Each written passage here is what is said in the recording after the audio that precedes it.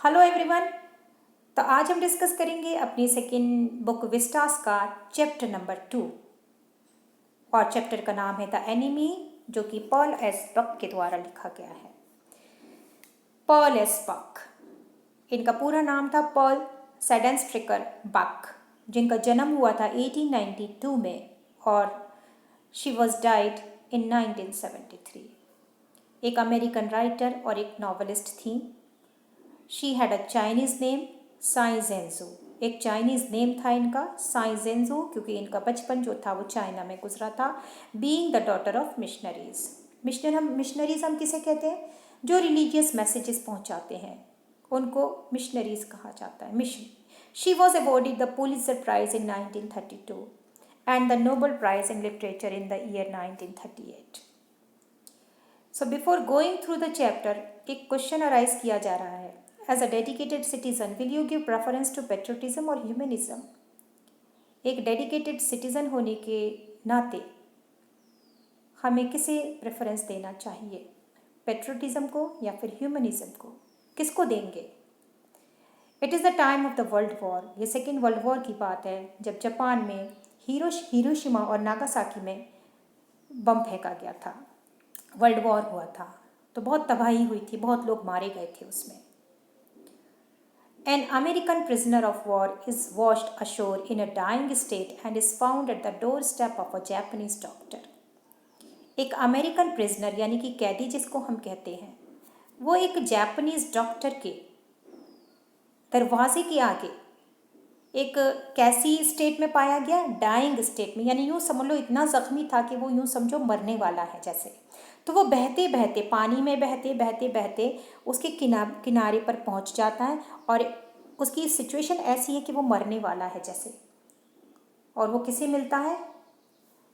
Japanese doctor के घर के आगे दिखाई देता है।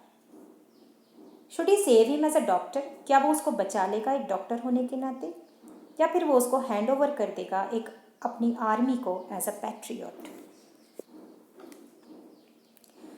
The enemy tells the story of a Japanese doctor. ये जो स्टोरी है, एनिमी आप जानते हैं, एनिमी का मतलब होता है दुश्मन। तो यहाँ जो दुश्मनी बताई गई है वो किसकी बताई गई है?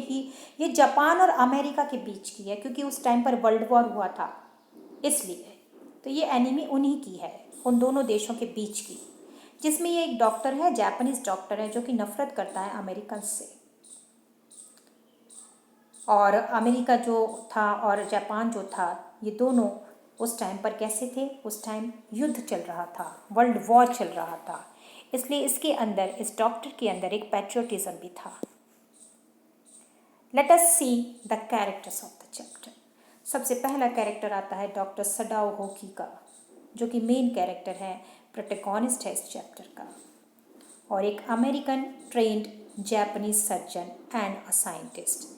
यानी डिग्री जो उसने ली है वो कहाँ से ली है? अमेरिका से ली है। और डॉक्टर जो बना है वो कहाँ पर है? वो जापान में है। यानी यूँ समझो ये है तो जापान का, लेकिन डिग्री वो लेकर आया था अमेरिका से। किस चीज़ की डिग्री? एक डॉक्टर की जो डिग्री होती है, उसे सर्जन बनना था, और एक साइंटिस्ट भी था ये। तो ये सब जो पढ़ाई हुई थी उसकी, उसने अपनी पढ़ाई अमेरिका से की थी, इसलिए उसके दिल में कुछ फीलिंग्स भी थी अमेरिकन्स के लिए, क्योंकि उसने अपनी पढ़ाई जो थी वो वहाँ से की थी। सेकंड कैरेक्टर आता है हाना का। हाना जो कि वाइफ है डॉक्टर सडाओ की, और वो भी अमेरिका से ही पढ़ी हैं। तो दोनों जो हैं वो अमेरिका के पढ़े हुए लोग हैं और हैं जापान के। Tom, an American prisoner of war. Tom कौन है? वही आदमी जो बहते बहते इस डॉक्टर के घर के आगे मिलेगा। एक कैदी है, soldier of US navy. Next character आता है यूमी। यूमी जो कि सर्वेंट है और नैनी कह सकते हैं। नैनी का मतलब होता है वो बच्चों को संभालती है, केयर टेकर भी हैं ऑफ डॉक्टर सडाओस family. Next character the general, एक जनरल है, क्योंकि चैप्टर जो है वो आपका वर्ल्ड वॉर से रिलेटेड है। उस टाइम पर जनरल्स भी हुआ करते थे। जनरल जो है who was treated by doctor Sadao. Doctor Sadao यानी जनरल जो है वो ट्रीट करते हैं यानी ट्रीट हो रहे हैं। डॉक्टर सडाओ उनकी मतलब वो सर्जन हैं, डॉक्टर सडाओ वो डॉक्टर हैं, और ये जनरल जो हैं वो बीमार रहते हैं, इसलिए डॉक्टर सडाओ इनका इलाज कर रहे हैं। और बाकी अदर कैरेक्टर्स भी हैं, द गार्डनर हैं, कुक्स हैं, गार्ड्स हैं, और डॉक्टर सडाओ के फादर भी हैं। तो these are the major characters, बाकी सब हमारे स्मॉल कैरेक्टर्स हैं। Let us see the explanation of the chapter, and this is your first part of the chapter. Dr. Sadao Hoki's house was built on a spot of the Japanese coast, where as a little boy he had often played. Dr. Sadao Hoki का जो घर था वो कहाँ था? It was built on a spot of the Japanese coast. Japanese coast पे बना हुआ था. Where as a little boy he had often played. जहाँ पर हमेशा ये जो बच्चा है यानी डॉक्टर सडाओ होकी जब छोटे थे वो अपना बचपन बिताया करते थे, खेला करते थे यहाँ पर। The low square stone house was set upon rocks well above a narrow beach that was outlined with bent pines.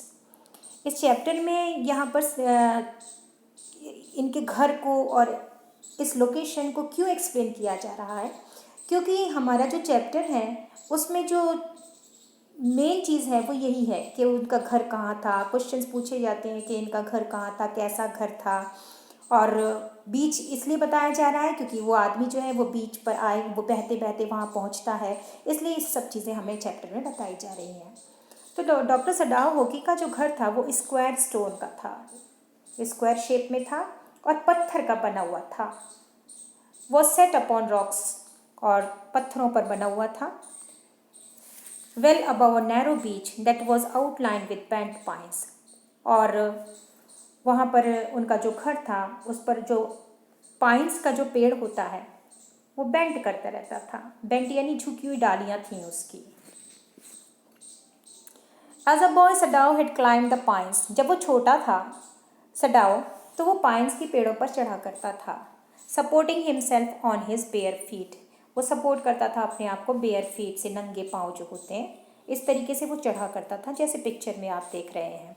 As he had seen man do in the south seas when they climbed for coconuts, क्योंकि इसके father इसको south seize पर भी लेकर गए हैं तो इसने वहाँ पर ये चीज़ देखी थी कि कैसे जो आदमी हैं वो क्लाइंब करते हैं कोकोनट के ट्रीज़ पर। तो उसने ये सारी चीज़ें सीख ली थी कि क्लाइंबिंग कैसे की जाती है।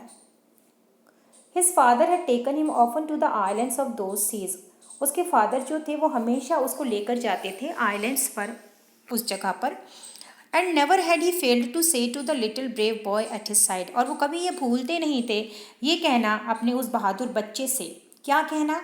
दोज आइलैंड्स यॉन्डर, देखो उन आइलैंड्स को देखो। यॉन्डर का मतलब होता है इशारा करना। जैसे इस पिक्चर में आप देख रहे हैं ये फादर हैं, ये अपने बच्चे को यॉन्डर कर रहे हैं, पॉइंट आउट करके बता रहे हैं, उंगली को आगे करके बता रहे हैं, हाथ को आगे करके बता रहे हैं, यॉन्डर कर रहे हैं। तो वो भी अपने बच्चे से कहा करते थे, देखो वो आइलैंड जो तुम दिखाई दे रहा है ना, ये वाला आइलैंड, आइलैंड हम टापू को कहते हैं। They are the stepping stones to the future for Japan, कि बेटा ये जो आइलैंड है ये हमारे जापान का फ्यूचर है, ये हमारे जापान के स्टेपिंग स्टोन्स हैं, यानी यही हमारा भाग्य बताएंगे, हम कैसे इन पर आगे चढ़ते चले जाएंगे और कैसे हम अपने जापान का फ्यूचर तैयार करेंगे। Doctor Sadao would question him childishly that where would they reach from those islands. Doctor Sadao बहुत छोटे थे उस टाइम पर, उनको उसके पापा की कोई बात समझ में नहीं आ रही थी कि पापा इस तरीके की क्या बात कह रहे हैं। तो वो बच्चा बड़े चाइल्डिश वे में अपने पापा से पूछता है कि पापा ये जो आइलैंड है ये कहाँ जा रहा है? Where would they reach from those islands, यानी हम जो पहुँचेंगे तो यहाँ पर हम पहुँच के फिर हम कहाँ जाएंगे? तो इसके फादर्स को रिप्लाई देते हैं कि बेटा ये हम नहीं जानते, that it was not known as it depended on the future, क्योंकि ये किस पर डिपेंड करता है? ये तो भाग्य पर डिपेंड करता है, और भाग्य जो है इसकी कोई लिमिट नहीं होती है, क्योंकि भाग्य हम खुद बनाते हैं। अगर हम अपना भाग्य खुद बनाएंगे तो हम आगे बढ़ सकते हैं। इट डिपेंडेड ऑन मैनकाइंड, ये हमारे ऊपर डिपेंड करता है कि हम अपना फ्यूचर जो है वो कैसे शेप करेंगे। Sadao had taken this into his mind, Sadao जो था वो अपने पापा की हर बात को दिमाग में रख लेता था। As he did everything his father said, जो भी बात उसके फादर कहते थे वो सारी बातें वो अपने पापा की दिमाग में बिठा लेता था। इसके पापा, his father who never joked, जो बहुत ही सीरियस रहते थे, कभी भी मजाक नहीं करते थे, कभी भी उसके साथ खेलते नहीं थे, और but who spend infinite pains, लेकिन इन्होंने अपनी ज़िंदगी में बहुत तकलीफ़ें झेली थीं। इन्फिनिट पेंस, बड़ी मुश्किलों से अपने बच्चे को पाला था। Upon him who was his only son, जो कि इनका खुद का इकलौता बेटा था। Sadao knew that his education was his father's chief concern. Sadao जानता था कि उसके पापा का चीफ कंसर्न, मेन मकसद क्या है, वो उसको पता था। उनके सडाओ यानी जो एजुकेशन है, वो एजुकेशन जो है वो उसके फादर का मेन कंसर्न थी कि मेरा बेटा बहुत अच्छी एजुकेशन पाए और एक अच्छे से अच्छा इंसान बने। For this reason he had been sent at 22, इसी वजह से उन्होंने 22 साल की उम्र में सडाओ को अमेरिका भेज दिया। To learn all that could be learn of surgery and medicine, क्योंकि वो चाहते थे कि उनका बेटा एक अच्छा डॉक्टर बने। उस टाइम पर वर्ल्ड वॉर चल रहा था, डॉक्टर्स की कमी थी जापान में, इसलिए इसके फादर चाहते थे कि मेरा बच्चा बहुत अच्छा सर्जन बन जाए, एक अच्छा डॉक्टर बने। इसलिए 22 ईयर्स की एज में उन्होंने उसको पढ़ाई के लिए अमेरिका भेज दिया था, जबकि वहाँ पर उस टाइम पर क्या हो रहा था, वर्ल्ड वॉर चल रहा था। फिर भी उन्होंने अपने बेटे को पढ़ाई के लिए अमेरिका भेजा था। So here I have completed the part 1 of this chapter. I will be back with the second part of the chapter in the next video.